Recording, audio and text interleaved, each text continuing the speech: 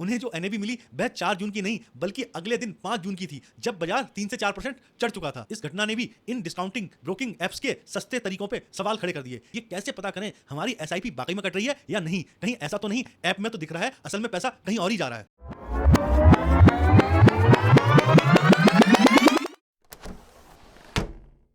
दोस्तों, स्वागत है आप सभी का research before investment @InvestCar channel पर।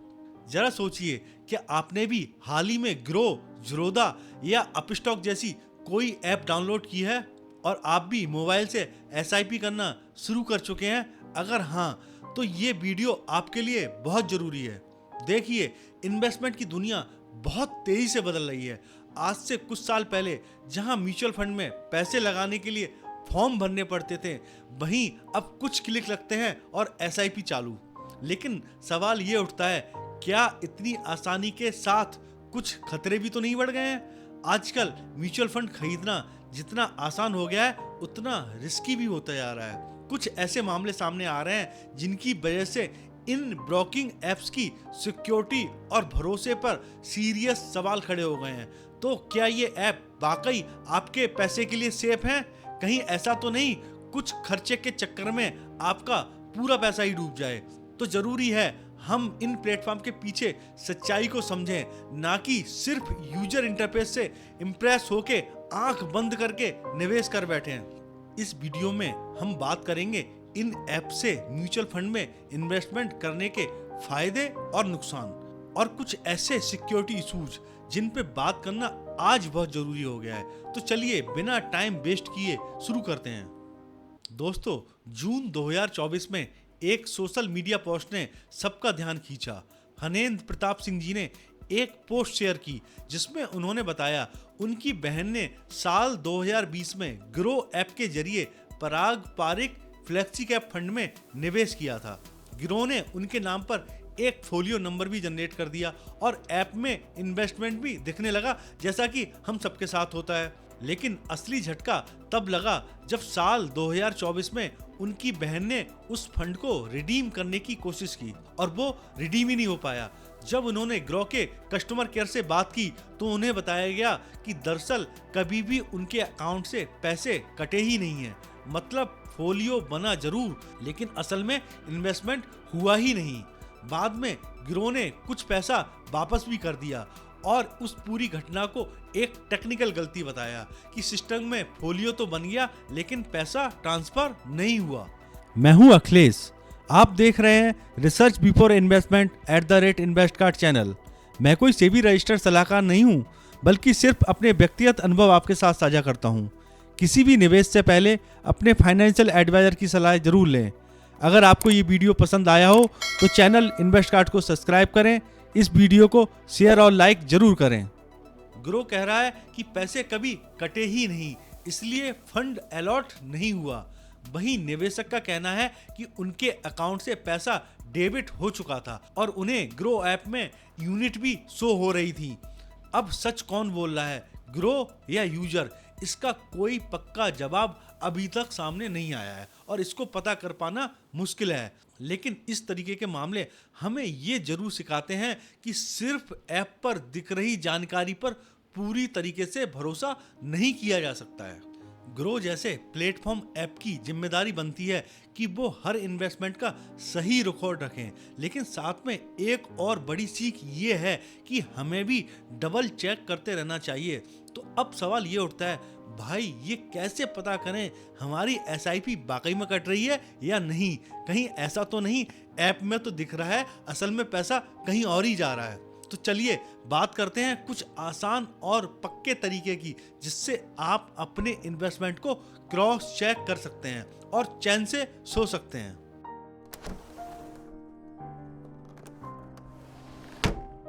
देखिए, जब भी आपकी एसआईपी आपके अकाउंट से डेबिट होती है तो आपको दो जगह से कंफर्मेशन मिलना चाहिए। एक आपके डिस्काउंटिंग ब्रोकिंग ऐप से यानी ग्रो और ज़ीरोधा से, दूसरा सीधा उस म्यूचुअल फंड की कंपनी से जिसमें आपने निवेश किया है। जैसे मेरी SIP पराग पारिक AMC में जीरोधा के जरिए चल रही है, तो मुझे हर बार पराग पारिक की तरफ से एक ईमेल आता है जिसमें यूनिट्स के अलॉटमेंट की जानकारी होती है।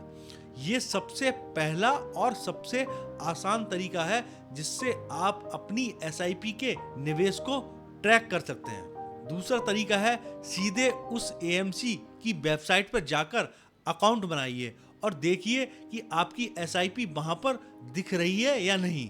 हालांकि ये तरीका पूरी तरीके से फुल प्रूफ नहीं है, क्योंकि कई बार डिस्काउंटिंग ब्रोकिंग ऐप के जरिए हुए निवेश वहां सही से दिखते नहीं हैं।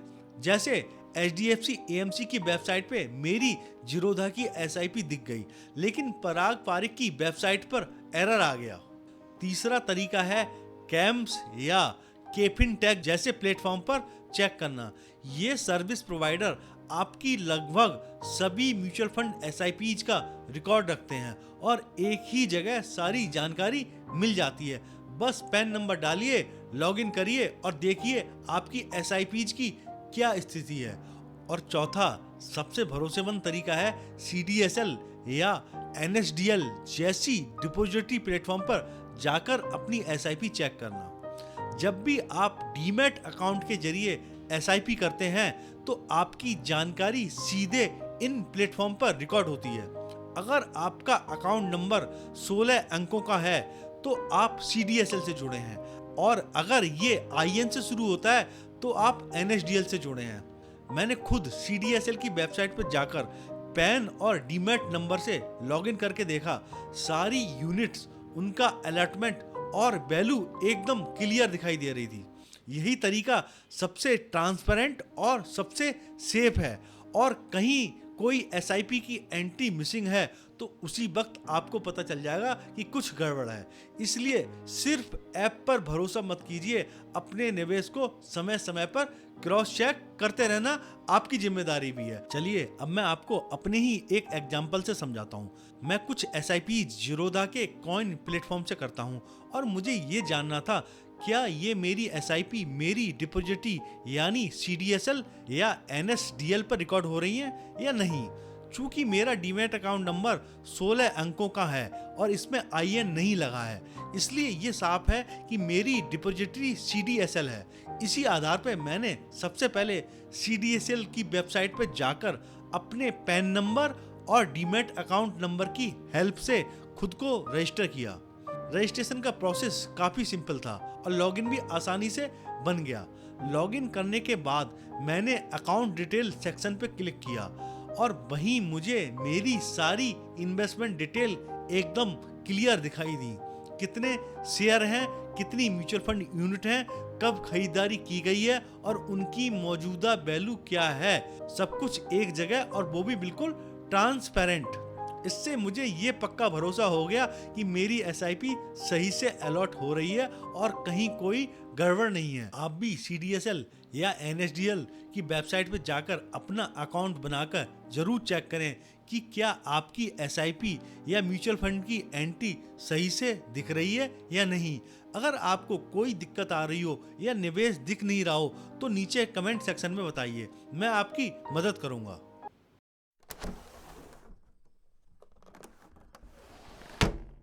अब इस केस स्टडी के बाद चलते हैं दूसरी केस स्टडी की ओर। ये हुआ चुनाव के नतीजों के आने से ठीक एक दिन पहले, यानी 4 जून 2024 को, जब मार्केट 5 से 6% गिर गया। कुछ लोगों ने सोचा कि इस मौके का फायदा उठाया जाए और उन्होंने इन डिस्काउंट ब्रोकिंग एप्स के जरिए म्यूचुअल फंड में निवेश किया।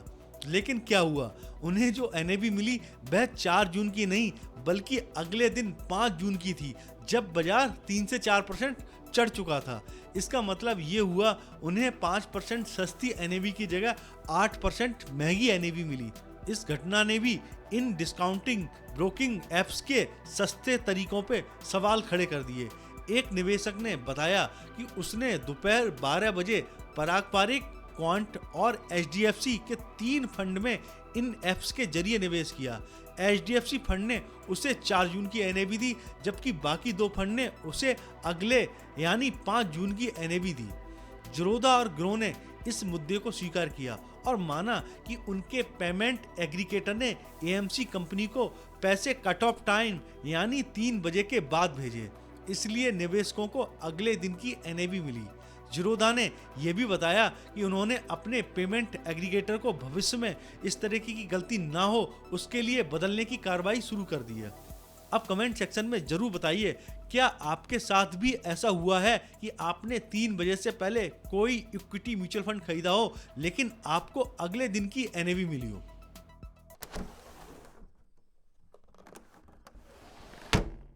अगर आप आज ज़ीरोधा ऐप खोल के देखेंगे तो पाएंगे कि वहां इक्विटी म्यूचुअल फंड खरीदने की कट ऑफ टाइम 2 बजे है और रिडीम करने की कट ऑफ टाइम 3 बजे है। अब जरा गौर कीजिए, जबकि डायरेक्ट AMC प्लेटफॉर्म पर खरीद और बिक्री दोनों की कट ऑफ का टाइम 3 बजे ही है। यानी अगर आप डायरेक्ट AMC की वेबसाइट से फंड खरीदते हैं तो आपके पास 1 घंटे का एक्स्ट्रा टाइम होता है, जो बाजार के वोलेटाइल वाले दिनों में काफी मायने रखता है। ग्रो के यूजर्स भी एक बार ऐप में जाके चेक करें और कमेंट सेक्शन में बताएं वहां पर क्या कट ऑफ टाइमिंग दी गई है। तो कुल मिला के जब भी आप इन ऐप से म्यूचुअल फंड खरीदें या बेचें तो एक बार जरूर चेक करें कि आपको किस दिन की NAV मिली है। अगर जब मार्केट में भारी उतार चढ़ाव हो और जब लाखों लोग एक साथ ट्रांजैक्शन कर रहे हो तो सही टाइमिंग पर सही NAV मिलना बहुत जरूरी हो जाता है। ऐसे टाइम में हो सके तो इन एप्स की बजाय सीधा AMC की वेबसाइट पे जाके निवेश करें, ताकि आप मिसिंग कट ऑफ की वजह से एक दिन पीछे या आगे की NAV में ना फंस जाएं। और हाँ, अगर आपने कट ऑफ टाइम से पहले निवेश किया है और फिर भी आपको अगले दिन की NAV मिल गई तो आप सेबी की वेबसाइट पर जाकर इसकी कंप्लेन कर सकते हैं। सेबी पूरी तरीके से आपके साथ खड़ा है और आपको न्याय जरूर मिलेगा। तो दोस्तों, ये थी 2 अहम केस स्टडीज जो मैंने आपके साथ शेयर किए हैं। सच कहूं तो डिस्काउंटेड ब्रोकर्स ने भारतीय शेयर बाजार की पूरी तस्वीर बदल दी है। निवेश करना सिर्फ आसान ही नहीं बल्कि सस्ता भी हो गया है। पिछले 5 सालों में बहुत से नए डीमैट अकाउंट खुले हैं, जिससे लोगों की निवेश की आदत में बड़ा बदलाव आया है। लेकिन इस ग्रोथ के साथ साथ कुछ सवाल भी आपके निवेश की सुरक्षा को लेकर उठते हैं, जिन्हें आज हमने इस वीडियो में समझा। तो बस एक बात याद रखिए, अगर आप सतर्क रहेंगे और समय समय पर अपने निवेश को चेक करते रहेंगे तो ये डिस्काउंट प्लेटफॉर्म आपके लिए एक बहुत ही जरूरी और मददगार टूल साबित हो सकते हैं। और सबसे अच्छी बात यह है कि ये प्लेटफॉर्म अपनी गलतियों से सीख के खुद को लगातार बेहतर बना रहे हैं, सिस्टम को अपडेट कर रहे हैं और यूजर्स के फीडबैक को भी गंभीरता से ले रहे हैं। मुझे उम्मीद है हमेशा की तरह आपको ये वीडियो पसंद आया होगा। अगर हाँ तो ऐसी और आई ओपनिंग रिसर्च के लिए इन्वेस्ट कार्ड को सब्सक्राइब जरूर करें, वीडियो को लाइक करें, शेयर करें ताकि और लोगों तक ये जानकारी पहुंचे। अगर आपके मन में कोई सवाल है तो बिंदास कमेंट सेक्शन में पूछिए, मैं आपको 100% जवाब दूंगा। और अगर आपके साथ भी कुछ ऐसा धोखा हुआ है तो उसे भी कमेंट सेक्शन में जरूर लिखिए, ताकि हम सब उस गलती से कुछ सीख सकें। मिलते हैं अगली शनिवार एक नई रिसर्च के साथ, तब तक के लिए हैप्पी इन्वेस्टिंग।